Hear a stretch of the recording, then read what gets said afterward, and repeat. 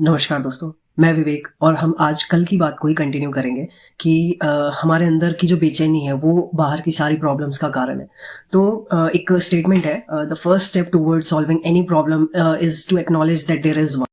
मतलब किसी भी प्रॉब्लम को सॉल्व करने का जो फर्स्ट स्टेप है उसका फर्स्ट स्टेप ये है कि आपको एक्नॉलेज करना पड़ेगा कि वहाँ पे कोई प्रॉब्लम है। मतलब हमें पहले एक्सेप्ट करना पड़ेगा उस चीज़ को ऑनेस्टली, मतलब हमें एक्नॉलेज करना पड़ेगा कि वहाँ पे कोई प्रॉब्लम है। तो अगर हम कह रहे हैं कि जो भी हमारे एनवायरमेंटल पोल्यूशन, जो क्लाइमेट क्राइसिस है, जो हमारी सोसाइटी में क्राइम्स हो रहे हैं, इन सारी प्रॉब्लम्स का जो कॉज है वो हमारे अंदर की बेचैनी है, तो हमें पहले ऑनेस्टली अपने आप को परखना पड़ेगा, अपने आप को जांचना पड़ेगा कि ये बेचैनी आ कहाँ से रही है। अध्यात्म का मतलब होता है नोइंग योर सेल्फ मोर, अपने आप को जानना। सोक्रेटिस ने कहा था नो दाई सेल्फ।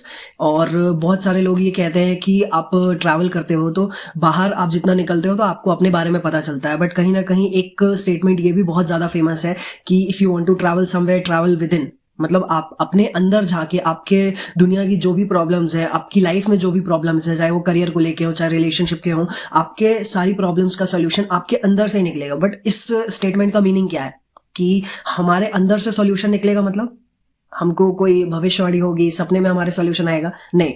हमारे अपनी जो आदतें हैं, जो थिंकिंग है, जो बिहेवियर है, जो लाइक थॉट प्रोसेस है, हमको उसको ऑब्जर्व करना है। हमारे अंदर का जो लाइक फीलिंग्स है, इमोशंस है, हमको उनको ऑब्जर्व करना है। अध्यात्म कहता है कि सत्य जो है वो निर्गुण होता है, निराकार होता है, उसको जाना नहीं जा सकता, हमारी सोच वहां तक पहुंच ही नहीं सकती। तो बेसिकली अध्यात्म यानी कि खुद को जानना। तो खुद मतलब मैं, यानी मैं जो मेरा अहम है, जो मेरा ईगो है, जिसको आप माया बोल सकते हो, इल्यूशन बोल सकते हो, कई तरह के नाम है इसके।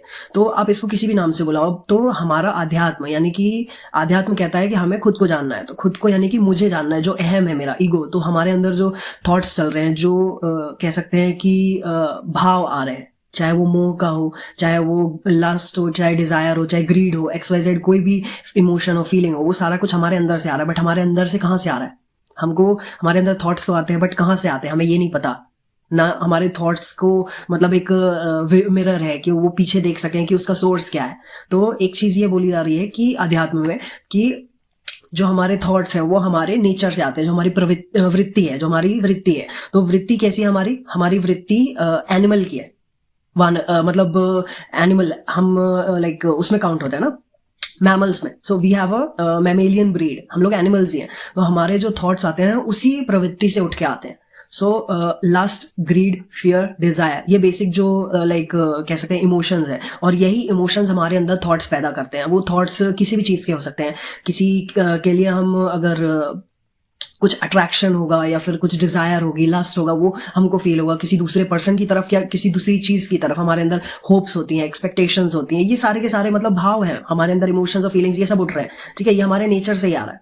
सो डर है। डर आप हर तरह की सिचुएशन में फील कर सकते हो, चाहे वो एक्साइटमेंट से जुड़ा हुआ डर हो, चाहे वो कॉन्फिडेंस से जुड़ा हुआ डर हो। आप पॉजिटिव जितने भी टर्म्स हैं आप उन सबको चेक कर सकते हो, चाहे वो कॉन्फिडेंस की बात हो, चाहे वो पॉजिटिविटी की बात हो। उसमें कहीं ना कहीं एक फियर का एलिमेंट है कि अगर ये चीज नहीं होगी तो इसका जो ऑपोजिट है वो होने का डर।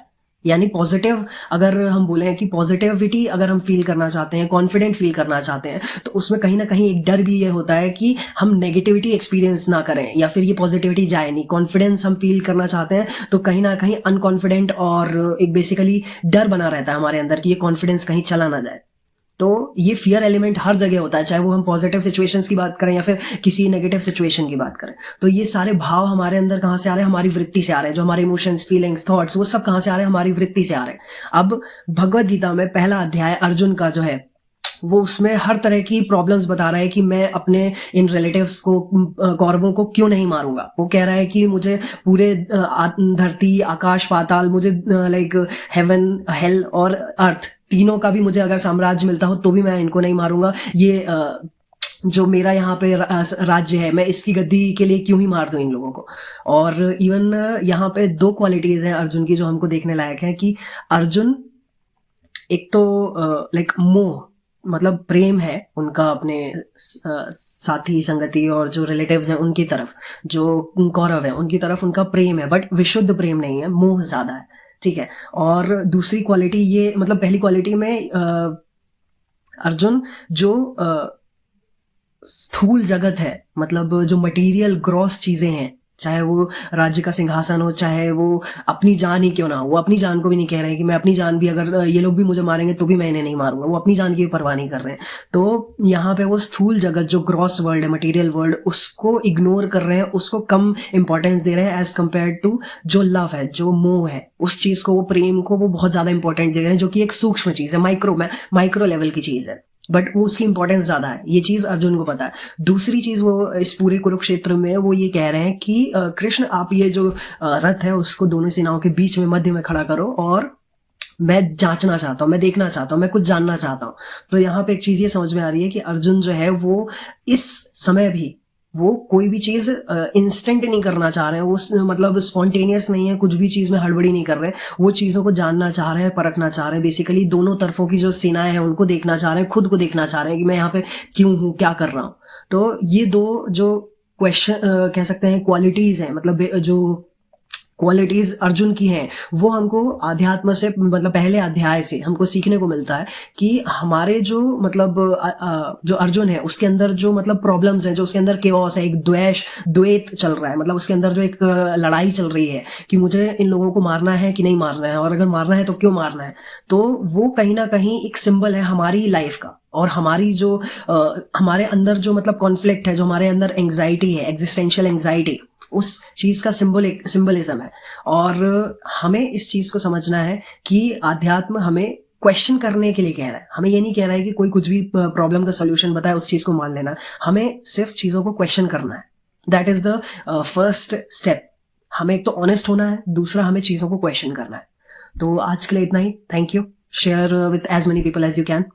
ज्यादा से ज्यादा लोगों के तक पहुंचाइए। Thank you.